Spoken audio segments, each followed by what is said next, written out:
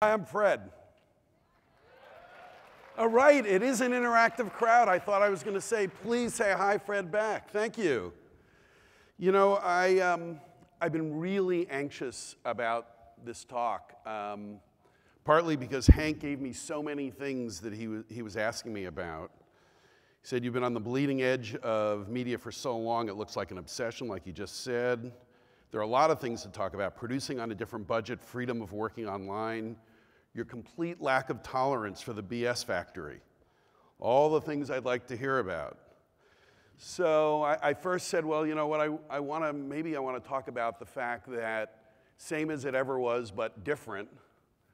It's all been the same. I started in radio, I got into television, I got into cartoons, started online video in 2005, and it's all the same except for all the various pieces that are different.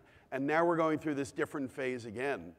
YouTube, the place that many of us started, years ago, isn't the same. There's almost no such thing as a viral video anymore. It's kind of a myth that all of the business people talk about, but we know it isn't true anymore. It's really hard. We don't get an email 5 times a day. Did you see the latest? Did you do this? Did you do that? We have to work a lot harder in order for people to see it. And so I was going to talk about that. We have a thing at our office we call the 8 Ps: panic, preparation, programming, production, positioning, promotion, presentation, personalization. But it reminded me that, at least for me, that's not what I really do for a living. I don't know actually how to do much at all. It's the people I work around who do things. And it occurred to me a couple of years ago that what I do for a living is I'm a fan for a living.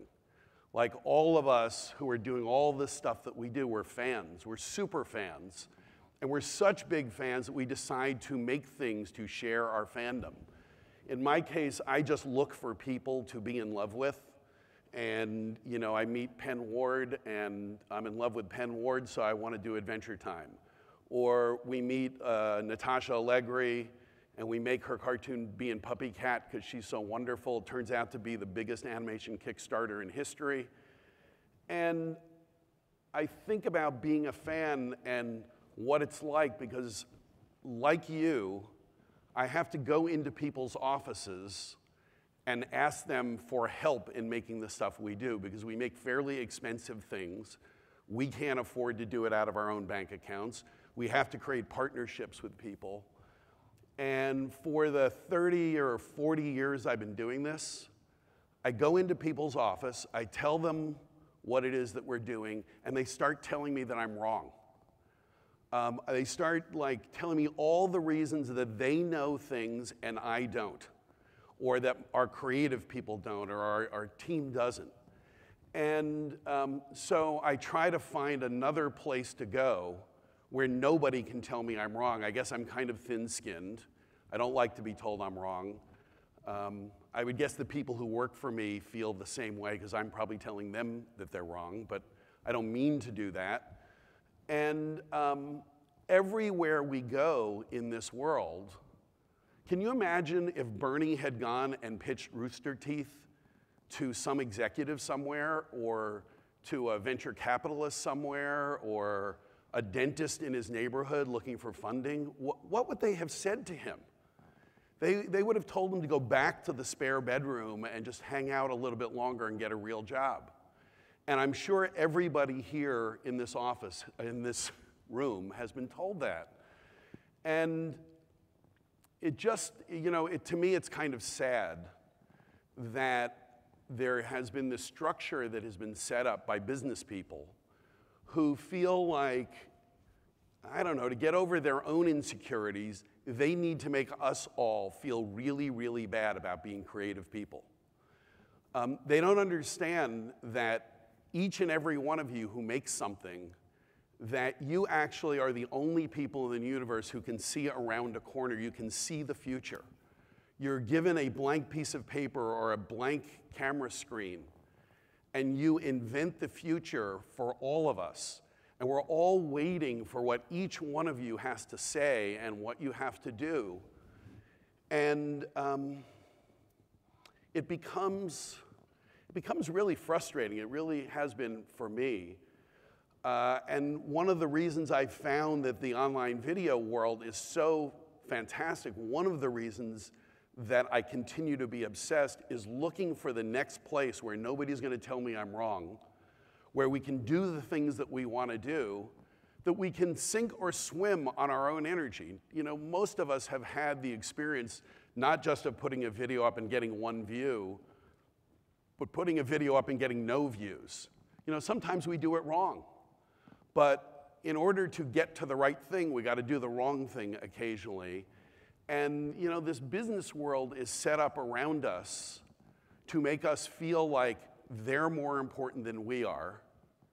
And you know, I don't mean to make it an us versus them thing exactly, but you know, it is us versus them. There was a great record executive named Ahmet Ertegun. He founded Atlantic Records, a company that discovered everybody from Ray Charles to Aretha Franklin to Led Zeppelin. And somebody asked him once, how do you succeed in the music business? And he started bumbling around like he was Frankenstein. He knocked himself into the wall. He said, you know, the way that you succeed in the music business is you just walk around until you bump into a genius.